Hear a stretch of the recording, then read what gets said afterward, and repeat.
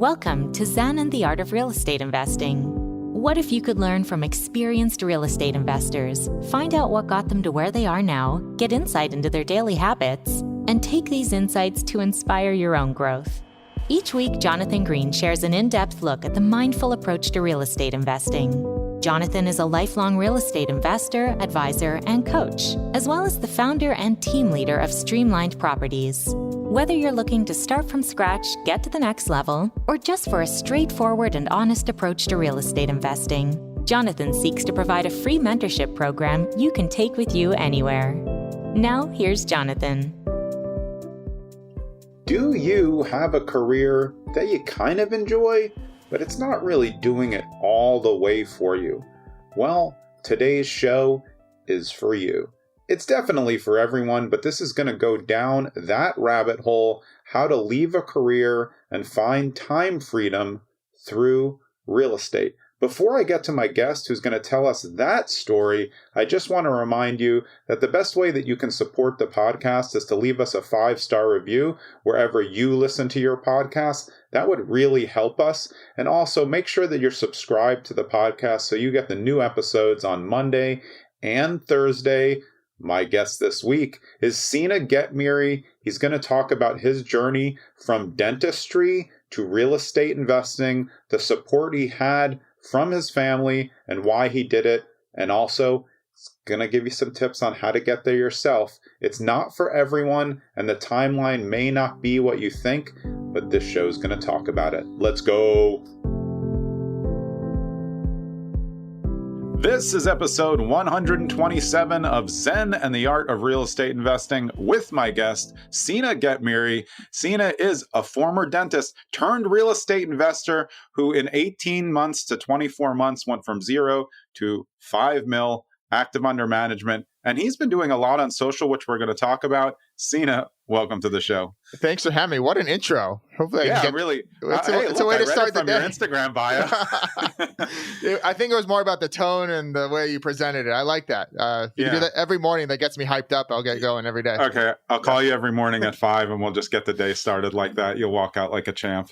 No, I appreciate you having me. I know we were just talking about it offline, but I think you're one of those real ones out there that likes to talk about the real sides of real estate investing, which doesn't seem to be talked about too often. So I'm excited to be here and hopefully share something that can be valuable with the audience.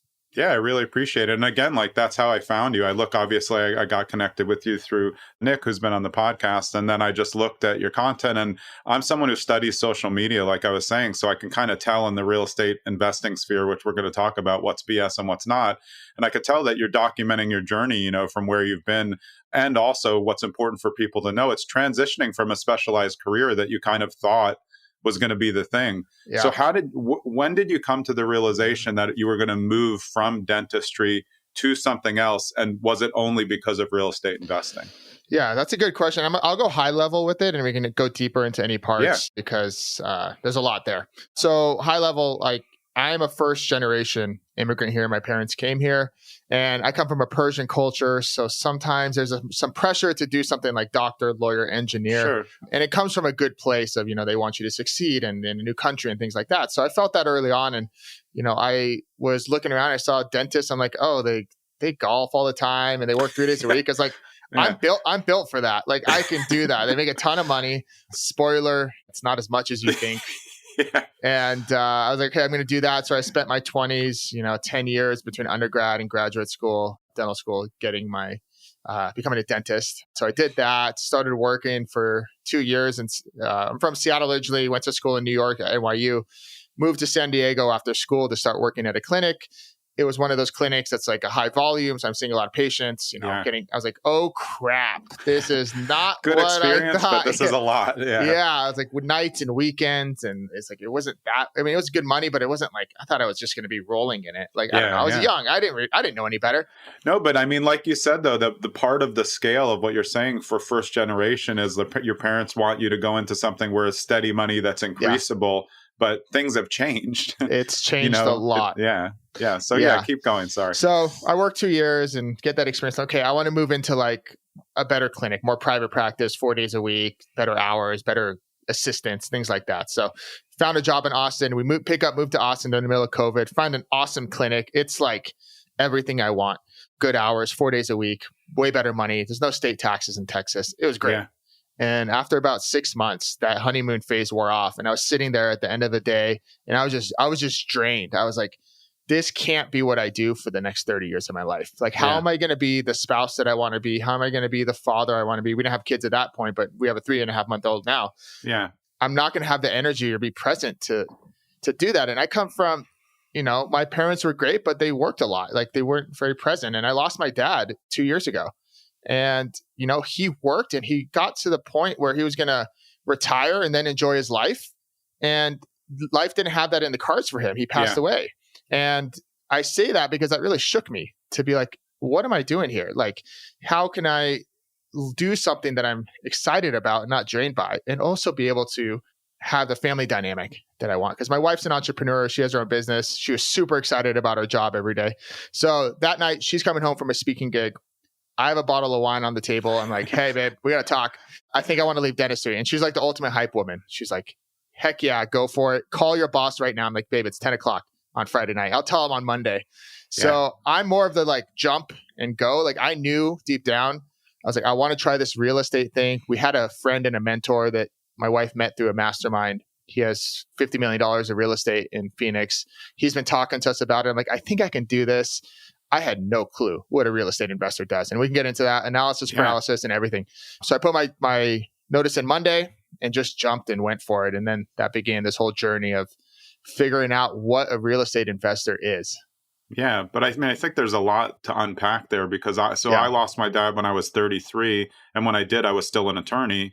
And after I lost him, I was really just an attorney because he liked it. He liked to come watch me in trial and thought it was cool. And he was an attorney, but he made all his money in real estate. So I was always investing. But the second that happened, I did a hybrid. I transitioned, went into the art world because I wanted to do something just for myself. Eventually, I was still doing more and more real estate. But I think you're talking about what's really, really important is we didn't want to end up like that, thinking like, hey, well, I'll cruise the last 20 years, but then something happens and we don't even get there. Yeah, unfortunately, it takes a situation like that. And, I'm sorry you lost your dad as well. Yeah, same for you. Unfortunately, sometimes that it takes that to shake you a little bit and realize what's important. So I really like to stress to people that ask us about real estate investing or want to get into it, and like that kind of lights us up. And as my wife and I launch our podcast and get some more content out there, it's part of the reason why is like, hey, like this can provide more time freedom and money freedom with strategically. It's not everything that shows on the internet, but there's ways to create that because you don't know how long you have on this. And it's not to be doom and gloom, but it's the reality of life. Yeah. I think even if you go back to something you said about when you got into dentistry because it like looked like they were going to play golf a lot, that's an entrepreneurial mindset, not the golf part, but like, hey, I don't want to be 9 to 5, 7 days a week locked in the office. So a lot of people who came in first generation, parents want them to do it. A lot of them do it and then realize like, okay, I did it. But now, like, can I do something else? And then a lot of times, unfortunately for you, your father won't be able to see this new version, but I'm sure he would be excited about it once he saw you going to it. And I think some people are able, of course, for us, we can't, have them see that, but other people have seen, even though they grew up like that and they wanted you to be in one lane, once you go to another lane and you apply all the things that they taught you and how they, got you to be the person you are, you can excel quickly, which you have. Totally. And one last little touch point on that is like my wife and I, we do a walk every morning with our dog and now our child. Yeah. And we're just sitting there this morning. This is a Monday morning. We're like, wow, it's 8:30. We grabbed the coffee and we have the ability to just go on an hour-long walk and connect, breathe in some fresh air. Like, my days were like running out the door by 7 to get to work by 8. Yeah, me too. It's just those little things. Like, yes, the money's great. Yes, you can build real wealth with real estate and we get into that. But it's also those little things along the way that we feel really fortunate to be able to have the ability to do that on a Monday morning. I think a lot of people, guests on this show, we talk about it when we talk about financial freedom. It's not really that. It's time freedom. And what your experience is the freedom to spend more time with your family before, you just had your first child. You don't want to be looking at 15 saying, what happened? Yeah. I went through the machinations, but the whole time with my kids when they were younger, even when I was in the art world, my gallery was only open on the days that they weren't with me. And I was flying back and forth for 1 year when we had a whole thing with the 2008 problem and selling houses. But I mean, I think it's important. So if people can learn from what we're saying, it's like, it doesn't mean go quit your job right now. Yeah. Maybe you don't have enough runway to do that, but don't also push down your entrepreneurial spirit. You can figure out how to do it. How did you start to meld the two together? Okay, this is when I'm going to leave. I know you talked about that, but that real estate investing was the vehicle that was going to be it for you. Yeah. And I'm really glad you brought that up. And this is really important. And I like to stress, my wife had a business that had good cash flow. So we had the ability to take that quote unquote risk. I would, if I went back, I would do it a lot differently, honestly, but I was just at a point of exhaustion and burnt out, and mix that in with losing my father. It was just I'm ready to go do something else. And I kind of jumped, and that's just my personality to just jump and do it.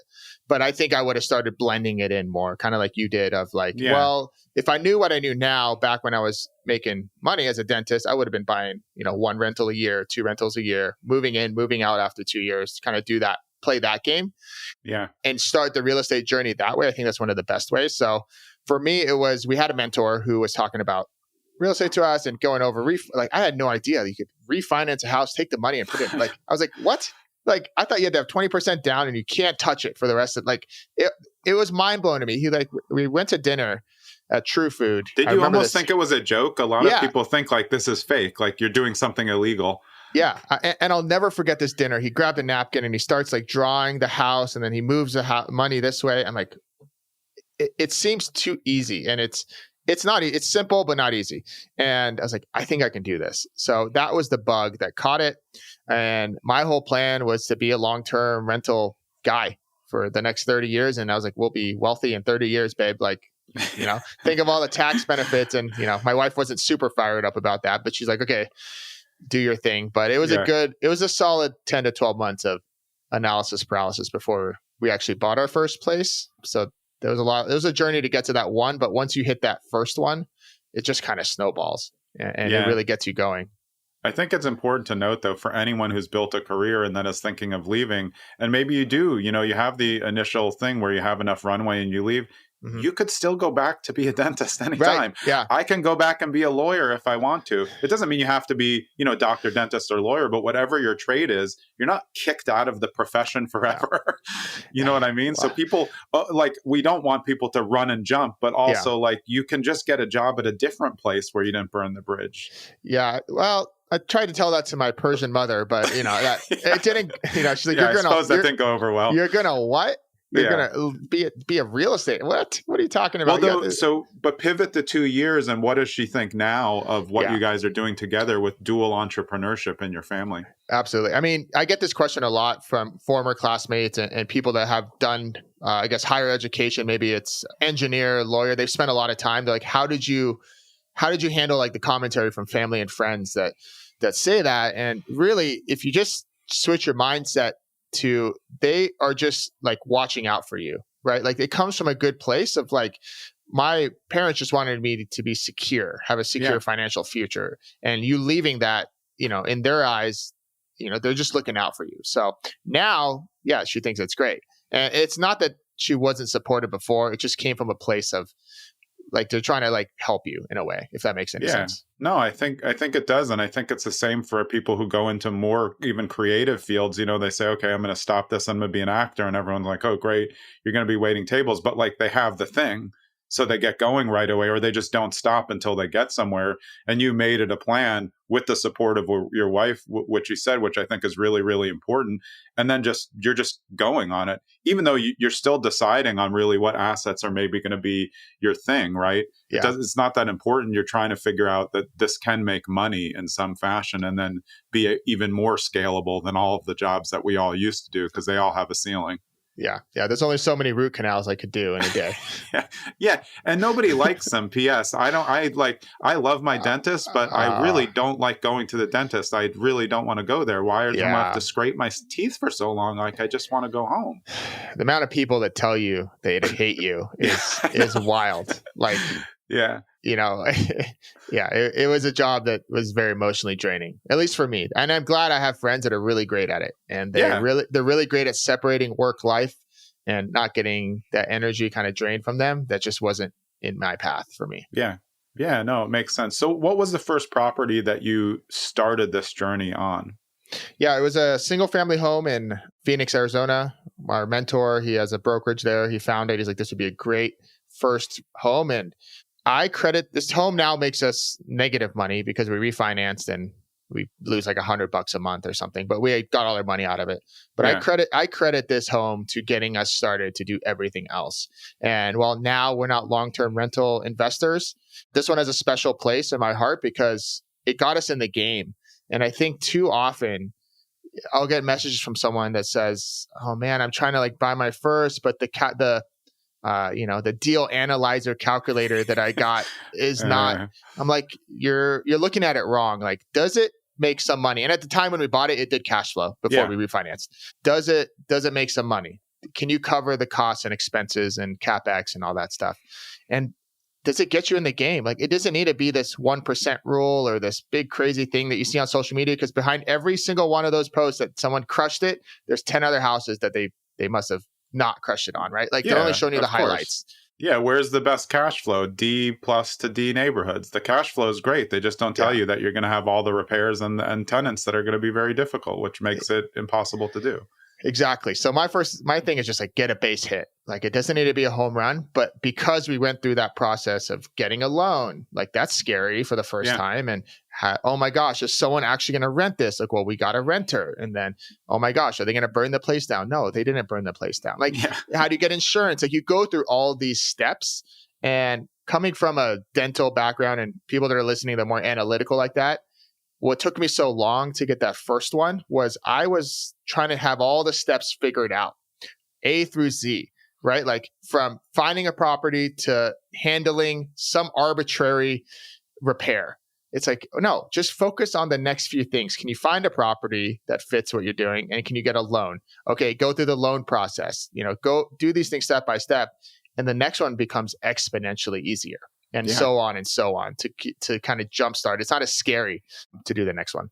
Yeah, well, you're a new father now, and when you have a second one, if you choose to, that becomes much easier. When you get to the second one, you're like, well, the crying, they're not really upset. They can't speak. Yeah, exactly. So it's just a learning curve where you try to get to the tipping point. And then I think we still find out, me 30, 40 years into the game, I can still be on a home inspection and see something new. Like, there's no end to where we're going to know it. Did you have to understand that at some point to get better? Because that's where you said you were getting stuck. Yeah, exactly. You're not going to know everything. And also, everything that's happened to a house has been fixed before. Like, these things have been around for 2,000 years. Like, you know what I mean? Like, there's someone to fix it, and you don't need to know how to do it yourself. Yeah. I'm not a DIY person. No. And I really do think I like the people who learn and then realize they can't do that. I just knew I'm not good at that. I can't even put together IKEA stuff. Not because I can't actually do it, because I don't have the patience to look at this ridiculous diagram. So I'm not going to be someone who watches YouTube and puts up cabinets. It's just not my thing. Yeah, me neither. And you don't have to be successful in this. Gotta know our lanes. Yeah. So you get that first property, it gets you in the game. And I think that was an important note also, because that's why I used to be kind of down on turnkey, thinking like, hey, well, you can just do that. Why can't you buy it, fix it up yourself? But like, just the fix up process is impossible for people if it's long distance. So something that's nice and easy and you can put a renter in. Yeah. What if it doesn't break the bank? I don't know. That's what appreciation's for, or that's what cash out refinance is for, even if it turns into something else later. Did that one set the path for you to feel comfortable for going into more after that?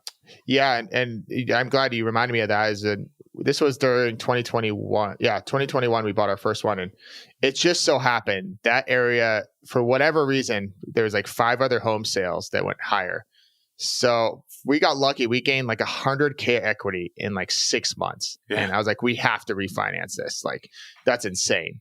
Yeah. And that was just pure luck, but it's because we got in the game. So people that look at like, I'm always like, I wish I was buying houses in 2008. It's like, well, I didn't know any better then. But the next best time to buy is now, because in 10 years, they're going to say the same thing, right? And no one's lucky. They just got in the game. And we got lucky on that one, and maybe another one we don't catch that wave. Eventually we will. And there's a pretty good chance over the course of 10 to 15 years that the house is going to be worth more than it is now.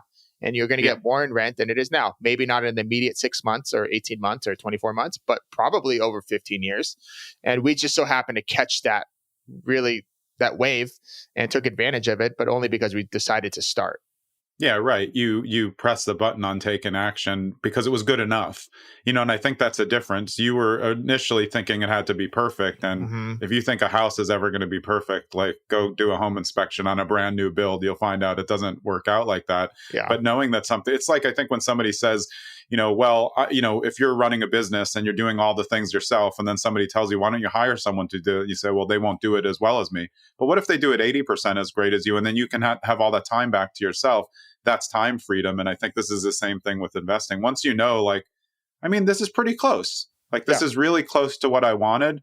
It's not going to be a killer. I'm not going to lose money. It's clearly going to at least be, safe. And that sets the table for it. But I think, you just made a right choice and you used a mentor and person who you had built trust in, which again, now you probably know is the linchpin to real estate. It's who the relationships you build. And if you just spent all your time on that, you'd have way more deals than anyone thinks without talking to wholesalers. Yeah, wholesalers they're one of a kind. Yeah, it's so true. These relationships have gotten us almost every house that we've bought. Through it being off market, or you can get into how we got into Airbnb was still a relationship. And now we have 3 that are cash flowing very well.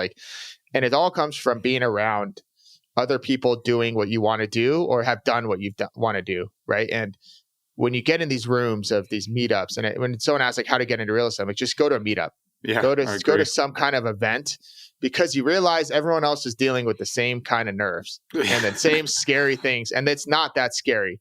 And even if they've done what you want to do and they're trying to do the next thing, maybe they're trying to buy 100 apartments, they're still scared. It doesn't go away. You just get more confident and you get just more trust in yourself that you're going to figure it out along the way.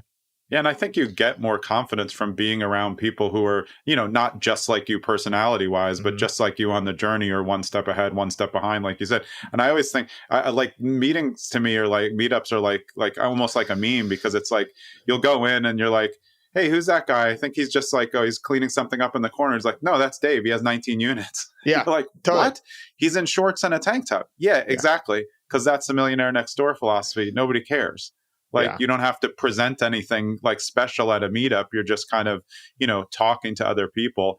How did you know at meetups who was the people that you could trust over time? Because I think that's, people go in, and if you're at the wrong meetup, it could be just like social media, bunch of hard money lenders. Hey, this is a great deal, 19% and 3 points. That's not going to help. How did you learn that over time?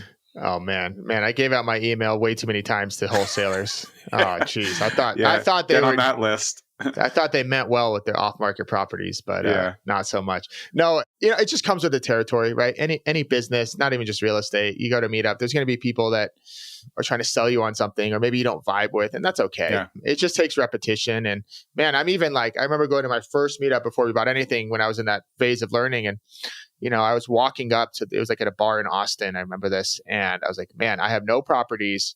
I'm just starting out. Everyone here is going to have a bajillion properties, and I'm going to walk in and be the loser that has none. And I walk in and you just start talking to people, and there's a bunch of people that don't have properties. They're there to just learn and connect. And you can just get a genuine feeling from people. So I know that it's not a really tactical answer, but it's a little bit of trial and error of talking and getting the experience of going to meetups. But you end up finding people that are genuine and connected with. And to this day, I'm still connected to the first person I met at the first meetup. And we actually, he brought me a deal last week that we didn't end up taking, but we're still connected in that way. And this is, 2 years later. So it's just about getting there and getting the experience of talking to people and just being around it. And you'll find the people that you vibe with. Yeah, I'm in the middle of reading Discipline is Destiny by Ryan Holiday. That's an Austin connection because his bookstore is over there. But in it talked about the power of showing up, which is what you're saying. And I've had Henry Washington on the podcast, and he said before he was doing deals, he would just show up. And eventually people just assumed he was doing a lot of deals. Yeah. He wasn't. but he was there all the time. So people were relying on them. And then, like you said, you're there and you start to become the person who's not new anymore, no matter if you have deals or not. And then you can help other people. And I've found that being in that kind of middle scale where there's people who are doing way more deals than you and then below you. So you can tell someone, hey, I was there. We have one property now. And they're like, wow, how'd you do that? And then when you tell them, you're building on your own journey as well. Have you found that as you're in this middle part of growth now? Yeah, I guess I would be a middle investor or something, right? Like it's all relative. Everyone's in a different part of journey, but you can always look forward and look back to help the person behind you. And also I find people that do big deals inspirational. I don't get intimidated by it. It's just they've been doing it longer. And I'll get to that point if that's the path I choose to go, to own 1,000 multifamily, if that's what it's in the cards. Maybe it's not. I don't know.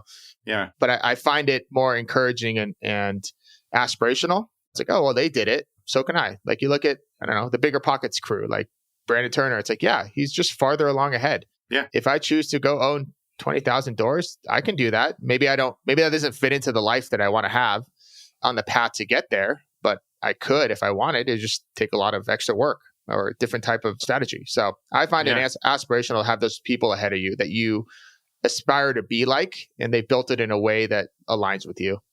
Yeah, and also have the personality traits that fit. They're not trying to show off everything because that's just so common. It's almost like there's some people who are just against everyone, so they think that people just building like a business is showing off. It's like I'm just trying to help people. That's not showing off. But then there's the other subset who obviously have an ask, who's like, this is great, but also click this button. And then you're in some click funnel that you can't get out of with 52 emails about how you're going to be the best wholesaler in the world if you just do this. Yeah, this one thing, if you do it, you're going to crush it. Yeah.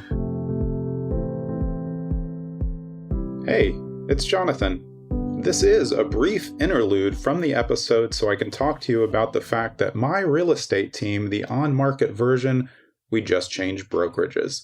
So now we're at Real, which is Real Broker, LLC, and it is a progressive brokerage. We're super excited to be there. And one thing about what we do is we are an on-market, investor-friendly real estate team. So you're probably here because you're interested in real estate investing or you're an experienced real estate investor. We work with hundreds of real estate investors because we are focused on understanding investor dynamics. 99% of real estate agents don't understand what investors are looking for. We do. It's my background, and I bring it to my team every single day. So if you are looking for investor assistance in the state of New Jersey, we have you covered. Parts of New York, good. A little bit of a part of Nevada, all good. Also, if you don't know an investor-friendly agent in your area and you need help, just reach out to us. We will connect you. We have investor-friendly friends who are agents all over the country. Let's get back to the show.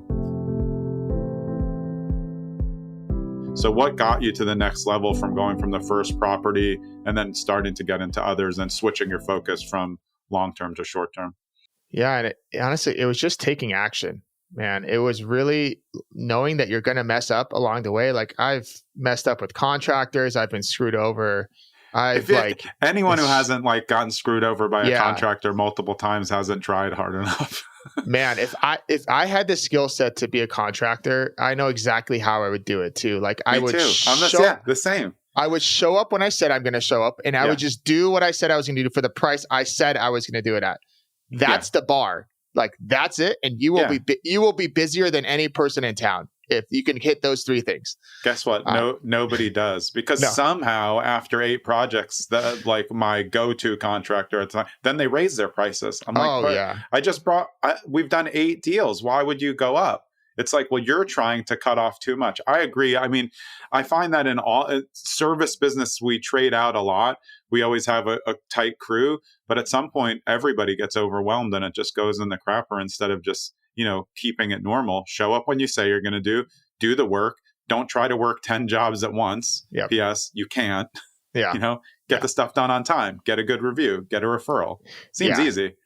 Yeah. And you just have to go through those things. Like there's just parts of real estate investing that you just learn by action. So that has been the biggest Like the doing helps me learn the best. And I've done it like launching an Airbnb. There's a ton of things I learned on the first one, and there's a ton of things I implemented on the second one, and now the third one. Like it becomes smoother as you go. But in the beginning, it can definitely feel like you're not doing it right. Like you're like, well, how come that person on the internet is doing it so easily? It's like, well, they've gone through this. Like you got this. You just got to stay the course and know that everyone has their stressors in real estate. Like no one has it all figured out where it's super easy. Like even you're in this for 30, 40 years. You still deal with contractor issues because that's just I'd rather not. Yeah. I'd rather not. Yeah. It just, yeah. Oh my God. Side note, we became private money lenders on a flip. We had a partner come up to us and say, and I was like, oh yeah. You mean I don't have to manage anything? Oh, I'm in. Yeah. Like, and it's been great. And that is a silo of our business that is now on our radar to like push and help people also become private money lenders because me too. It is just fantastic. I don't get a call from them. I don't have to coordinate. We're also launching another Airbnb, which I'm coordinating the contractors on that. And it's been a pain. It still is. Yeah. So I require buffers. So explain why you decided to go into short-term rentals. We've had a lot of really good short-term rental episodes leading up to this one. So this is going to be another good one to add on to that, because I think it's very misconstrued to the just general public or new investors who are watching all the doom and gloom, like, oh, you're not going to do this. It's going to crash. Yeah. This is what you're doing now, right? Yeah. And first off, people have been traveling for a long time. They go on our vacations. Airbnb as a company, sure, it's new, but the idea of traveling is not new and it's not going anywhere. I promise you that. If it's not Airbnb, it's going to be Google Vacation Rentals or something else that comes out. But I don't even see that happening because it really started as different forms of the same thing. There just wasn't websites. When I went to Florida, we always stayed in short-term rentals and we had timeshares. They were kind of modified versions, not we're selling you, land in the Everglades. Yeah. That's how we did it growing up. It's just the same thing with a shinier, package. Yeah. And the numbers support that. Like the travel's up year over year. I was just at the airport last week and it is packed, man. Like it is like, I can't even travel. I can't even move through the airport. I'm like, I don't know what recession they're talking about because it is like busy. You go to restaurants, it's packed. Like people are out and traveling. So that's the first thing. If you're hearing all that, like there's a reason behind it. So yes, Airbnb has changed as it's becoming more professionalized. So 3 years ago, you can throw up grandma's couch and, like the furniture that doesn't really match and you'll probably do pretty well. These days, you better come to compete because like there's some big boys playing this game. Like there's some big boys and girls playing this game that take it seriously. Yeah. And you can do very well still, but you have to come to play. So that's the second thing I would say. So how we got into it, actually I was a long-term rental person. And again, we went to a meetup and this event and we met this girl that has a brokerage in Denver. So we just moved to Denver. We go to this first real estate meetup. Her brokerage specializes in selling Airbnbs. I was like, oh, that's interesting. Like, I'm not a big Airbnb guy. Like, I'm going to just stick to my long-term rentals. She's like, oh, we have this like meetup at this brewery next week. Like, you want to come by? And like, sure. Yeah, we're new. Like, let's go meet some people. We go and I start talking to people and I'm like, wait.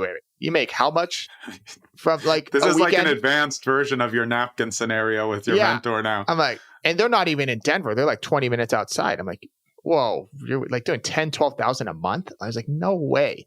So I was like, okay, something's here. My wife was there. We go get dinner afterwards. I'm like, so she has a big women's community, her podcast and her courses and things she does online.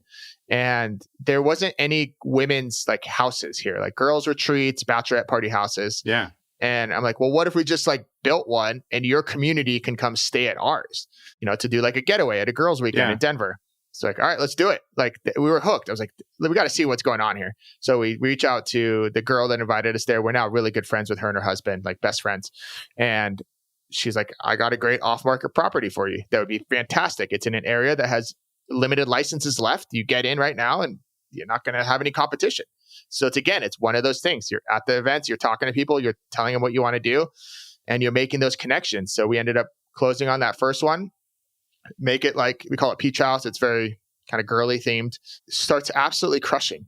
Like, I mean, it is doing so well. And we're like, oh my gosh, let's do another one. And I didn't realize so many bachelorettes come to Denver. Like every weekend was like a bachelorette party. I'm like, what is going on? I had no idea. that this is a big, I thought Scottsdale, Nashville, Dallas. Yeah. But every weekend was a bachelor party. Even through the winter, it's a 4-season state. There's 4 different seasons and people come all year round. They like to go skiing in the winter. They like to go hiking in the summer. They like to go to Red Rocks for concerts. I'm like, okay, got something here. Let's do another one. Again, same person, off-market house, 4 minutes away from our current one. Hey, this one's available. It's like, easy for management. Proximity helps. Yeah, our cleaners are there. Same cleaner. Yep, everything's like systematized. So we go again, do it like another one, make it even more themed out. And this is where I get back to that second point I was making is like, you better come to play, because now this is a year later where there's a lot more Airbnbs for sure. Denver market, and I don't know whoever's listening where they're at, but in Denver, there's a lot of Airbnbs for sure. There's competition, but we still stay at the top because every part of the house is thoughtful. The design, the amenities, and a pro tip for like, if you're looking to get Airbnb, we think about who's staying there before we even design it. What do they need? For sure. What games do they want? What type of beds? What type of decor? Like down to everything, down to our hair dryers. We have like the dry bar hair dryers, right? Not just regular ones. And girls notice that. They leave comments saying you're picking out an avatar of who you want to go there and then building around it, because you can always switch and then repurpose it to another house. But I think that makes it's not for everybody. And that's what wins. That people think if you're a generalist that you're going to win. You're not winning in that in short-term rentals right now. You're actually going to be at the absolute bottom because you're priced too high to be a deal, but you don't have any of the amenities. It's not cool. Yeah. And I think what you were saying is important. Like, oh, hey, this works in Denver. It works in almost any market now because it can still be a destination for someone. And a lot of times people are just looking at on short-term rental sites, Airbnb, and like, wow, I've never gone to Ohio, but this place looks insane. I'm not planning on leaving anyway. Yeah. Totally. That's the destination part of this hospitality business now. Yeah, you nailed it. Absolutely right. You want people to say, no, that's not for me. And the ones that say yes have to stay there, and they pay a premium to stay there. Yeah, and they're already predisposed to loving it because that's why they're going there. So you're already like way ahead of the curve for your eventual 5-star review, which is what's going to help scale you. And then if your systems are in place, you're already preventing all of the problems. But like you said, you're providing something that people are really like excited to go to, instead of a place where you're like, well, we're getting away for the weekend, but these chairs look disgusting. Yeah. You don't want to be a commodity and a race to the bottom. Like, I don't drop my prices below a certain level. I'd rather have the house empty than just drop it to fill it and have damages and people that aren't our demographic or gravatar stay there, because it just leads to problems. And when you know who's staying there, it's so easy to get that 5-star review before they even get there. I sent out a guidebook with where the best brunch is and the best restaurants for big group. Like, you can just nail it because you know exactly what they want every time. And to them, that's their first experience. For us, we've had repetition and iterations of this to get to that point. Yeah, but I think I've always said that, I say this across the board for real estate, that your greatest power is the ability to say no. And doing it with the theme gives you the ability to say, like, 7 dudes sign up for it. You're like, they're going to complain. Like, they're going to think it's too feminine because it's built for the bachelorette party. Like, it doesn't have to be that way, but this particularly one is. So why risk it? It's going to be a problem. Yeah. And all this to say, like, I had no intention of getting to become the bachelorette houses of Denver. It's just one of those things that gets back to what we were alluding to earlier on the podcast. You just got to get started and you kind of see what's in front of you and the path. And now, we're looking at other things that we want to get into and other opportunities, but it's about being open. Whereas before I was like a pretty like, what's my path? I need to know everything. Man, I had no idea we were going to have 2 bachelorette houses in Denver, but they showed up as great opportunities that we just took advantage of and just, got started. Yeah, that's important. And I think, so what would you tell people who get stuck in whatever form of analysis paralysis, what was one thing that you could say that will help them get the foot out of the mud? Besides meetups, we know meetups we really both think are the thing that will do it.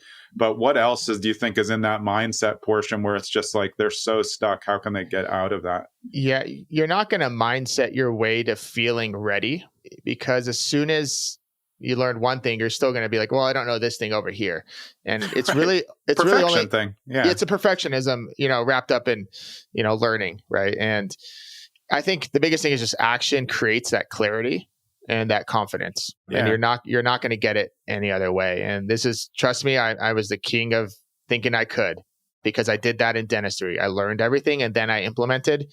And it's just the opposite in a business like this. Any business probably, but even real estate especially, of the implementation and strategies is as you go and you learn. And people look at take action, maybe they live in LA or something in a high price market, but there's other options. You can do out of state carefully. You can JV deals. You can do it with your friends. Mm-hmm. You can take a mastermind, which will help you connect with other people like you did by trusting your mentor. So just because we're saying take action doesn't mean you have to go sink $1 million, short-term rental. You could buy something in the Midwest that's a careful turnkey, and just like that's your foot in the door, low input, easy, safe. That's a great option. That's a really, I'm glad you mentioned that. Yeah. Action can mean going to the meetup, reaching out to that person that might want, some help, right? If you have a lot of time on your hands. Yeah. Man, if someone came to me and is like, I want to learn short-term rentals, I will go handle all the crap running to the houses for you. I would love that. You know what I mean? Like, I think that's what people forget. You're great. We put these points together well. I think that like when we think take action, it doesn't mean if you don't have the money to buy a property, you don't have to buy a property. But do something, get to the meetup, and then don't just go to the meetup. Take your next step, or else you're going to be stuck. Cool, you'll be that person who was there 12 times, but if you're not making things happen, you're still going to be stuck. Like, how can you help someone else? And that also goes to skill sets. A lot of people work jobs where they're like, well, that doesn't work with real estate investing. Well, what? We both had prior careers. Me, as a lawyer, I use the same skills every single day. Your skills in dentistry wasn't just about teeth. It's about businesses and how you want to do everything. So whatever field somebody's in, even if it's a tradesman field, that's going to be very relevant as you go forward. That's how you can help someone else. And I think people forget to bring their skills to the table. And sometimes that skill is just free time. Like you said, they have more time. They're willing to do gopher stuff. We all want that. Yeah, no, that's so true. I love that. So where do you want to go from here in terms of your investing? And what do you think you still have to figure out? Ooh, good question. So we're launching a third Airbnb. It's a cabin A-frame that should be done in a few weeks. So much fun. Yeah, it's a cool one. Very small, 600 square foot, totally different than what we're doing down here. Loft bedroom type. Yeah. It was just a good opportunity that we couldn't pass on. And then we also have a quadplex that we do midterm rentals out of. And we just hired a property manager because that thing was taking up way too much of my time. Yeah. Showing it and trying to get leases in place. I was like, this is a waste of my time. So I'm learning how to hire out and trust that I don't have to do everything myself. And that's an area that I'm working on consistently, because I was like, I'll just do everything. And I manage all our Airbnb stuff, which is probably down to like 2 to 5 hours a week now, once you have everything up and going. Yeah. The beginning is always more work. And then you kind of, each house is different. You find the issues that tend to pop up and you have those solved. But the midterm rental was really sucking my time. And I'm just learning how to value what's worth my time, especially with having a baby now. Yeah. So I'd say that's probably the biggest thing I need to learn over the next course of our investing journey. And I'm learning in real time, and something I struggle with for sure, because I think I can do everything. And I don't need to be doing that. I hired a property manager, and they bring in more money after I pay them than I was bringing in. And I'm like, I'm an idiot. You got out of the way. A lot of times we're in our own way, even though we're good at it. It's like, well, I still want to play with my baby at night. You know what I mean? Yeah. I like to tinker. I'm like, you don't need to tinker. Just get out of the way, dude. Like 80% is better than our 100% and then reduce time. I like what you said, though, about the size of this one that you're doing, 600 square feet. Because again, it's that principle where people think like, oh, well, I shouldn't get into short-term rental unless I can get like a 4-bed, 2-bed. Why? What if you make the coolest 1-bedroom, little cabin? People will go. It's just about the ambiance, and if you can draw them, what the potential amenities are. Yeah, and we're adding like this stargazing net that you can lay on, and like one of those igloo domes. It's like a movie theater. It's definitely like over the top, but it'll be really cool. It's been a pain in my butt because we're building this deck, and it has been the vein of my existence. Yeah. Building a deck 100 or 60 miles away in the mountains is very difficult. I've done short-term rentals my whole life. We've owned a lot of them. I haven't done them recently, but I'm kind of like, I have so many people on the show, and I'm always like, I really want to do it again because I'm good with design. I like aesthetics, and I want to do it. But then there is that small part of me like, well, that is going to mean like a lot of tenants, and I can automate a lot. I can have a co-host, but it's a lot. And I think you made a point before that's really important. You're playing with the big boys and girls and people. Like you have to really take it seriously as a business and as a hospitality, destination in order to succeed right now. Because there's no real doom and gloom on short-term rental. Who wants to stay in a hotel unless you're going for the weekend? You don't even have a kitchen. Yeah, I mean, it doesn't make any sense. I just stayed in one last week. Like, it sucks. Like, if it's 2 days, like a conference, I'll stay in the hotel for ease of use, but I hate every second of it. Yeah, I like laundry, and I don't want to like watch TV from my bed. I want to be on a couch. Man, they charge us for parking, and Wi-Fi. Gosh. I'm like, this sucks. Right. Then they're like, do you want premium Wi-Fi? And you're like, how could that be different? And then you use the Wi-Fi, and you're like, oh, okay, you're blocking me. Yeah, it's just like, I get it. They're trying to they have to nickel and dime you, but it's fun. Yeah. I love those arguments of like, oh, hotels, the cleaning fee on Airbnb. It's like, man, I got to pay to like park and Wi-Fi. And I don't even blink. I've been staying in, not just owned, but I've stayed in short-term rentals since I was a kid. I never liked hotels because I had 2 stepbrothers and a half sister, and I used to travel with my friends all the time. Like my dad, he was just like, he was the best, but he was cheap. He didn't want to we're not going out for breakfast every day. Just eat some cereal.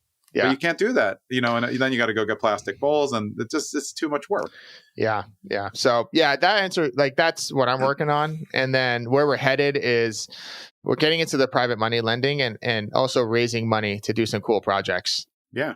I had a partner approach me, the one that we're doing the flip with, and he's big into development. He's just finishing up an 18-unit townhome deal here in Denver. We have some opportunities in Tampa and Boise to do some development. And we want to provide the power of real estate for people that might be too busy to do it themselves. Yeah. But could provide some passive income for them by raising money to fund some of these deals. Because you could love your job, and there's nothing wrong with that. And my story doesn't have to resonate like I did. It wasn't in my path, but there's a lot of people that do that I think should be exposed to real estate, but you might not have the time or the energy or the expertise to want to, or even want to learn that, but you still want to get good benefits from it. So that's on the radar. We're starting to have initial talks about what that looks like to provide opportunities for people that want to get into real estate in that way. Yeah, I think that's important to make sure that there's a subset of people who just they like dentistry. Not that you didn't like dentistry, but like you wanted to do something different with more freedom. Like they may crush it at that, but they don't have time to focus on the investments. They just really don't, at all. Yeah. I mean, I hated dentistry, but I see what you mean. I mean, I don't want to go to the dentist, so I don't know how that works, but I hate it. I like my dentist, but secretly I hate him. I really do. I'm the worst patient. I'll tell you that. I'm awful. I'm a pain in the ass too. It makes sense. It's tough. Yeah. So if someone came to you now and they said they're brand new and they want to get into real estate investing, if you knew they had enough money to get in, with what up to date on your journey, where would you point them in terms of a first investment, assuming they were kind of open to something, with your guidance? Because I think that's where a lot of analysis paralysis is. Yeah. And that's a really good question, because I get messages or calls from old friends. And I'll give you an example. My friend from college, my roommate, calls me. We haven't talked in a couple of years, not for any reason, just life gets busy. And he owns a sprinkler business, and he's like, well, hey man, I see you're doing the real estate stuff. I want to get into real estate. I'm like, okay, well, tell me a little bit about what you got going on. He's like, well, we got the sprinkler business. It's absolutely crushing. I'm working 12 hours a day. I'm like, why do you want to get into real estate for $100 a month cash flow on a property? and he's being a landlord. Yeah. I was like, do you think that would it be better for you to reduce how many hours you're working by focusing on hiring manager and then maybe getting some extra calls to go out and fix a sprinkler? He's like, yeah, I would make way more. I'm like, I think you should probably do that. And then once you have that down, then use real estate as a store of wealth, which it really, at the fundamental, real estate has always been a store of wealth. Yeah. In a really great way. Right. And I was like, get your business running smoothly and get some time back. So, you have 2 kids now. There's these things why would you ever want to add a rental on top of that? That's going to just be a pain in your butt. He's like, oh, I totally get it. So that's one scenario. I would say, go fix that, then come to me and go buy a turnkey rental and hire a property manager and never look back. Like let them handle it. Yeah. But if you do, let's say you have the time and you have the money, I would start with either a house hack if you're in that stage of life. If I could go back, man, my wife and I, we would buy a property every year, a primary, move out. Oh my gosh. If I would have done that at 25, I was like, geez, we'd be sitting in a lot better place right now. Buy it, move out, put a renter in, buy it, move out, put a renter in. And we would have lived off one income and put the rest of the money into doing that. So yeah, those are good ways to start. If you really have a lot of money and you have the time and you want to do Airbnb, let's do it. Like you can. I think you can do it with a W-2 job, and there's a lot of good tax benefits. You need to hire help. Like just PS, if there's any man listening to this, if you don't have a designer, your Airbnb is going to suck. It's going to suck. Absolutely. You can't just have, black leather couches and 60-inch TVs. That's not getting the job done. Yeah. No offense to all men, but like, you know what I'm talking about. It doesn't work. Yeah. I think in general, it's focus on getting whatever active income you can. Like my wife's business had active income and we're just funneling that into real estate. That was our scenario. But like if your scenario is you could go get a promotion or you can go get a new job and raise your income, do that first, because the real estate game is expensive sometimes. It's going to be, you don't want to just put all your savings into one house because there's going to be a hot water heater or HVAC or something that goes out, because that's part of real estate. And having a job is such a powerful buffer to get into the game. And that's why if I went back, I would invest while I had that dentistry job and that income, because it's just so much safer that way because you have some active income coming in. Yeah, no, that's great advice. Awesome. Is the best place for people to get in touch with you on Instagram, which is Seena.Ghetmiri? Yes, you can find me there as well as our podcast, Get Investing. My wife and I do. We're just sharing our journey. And, That's awesome.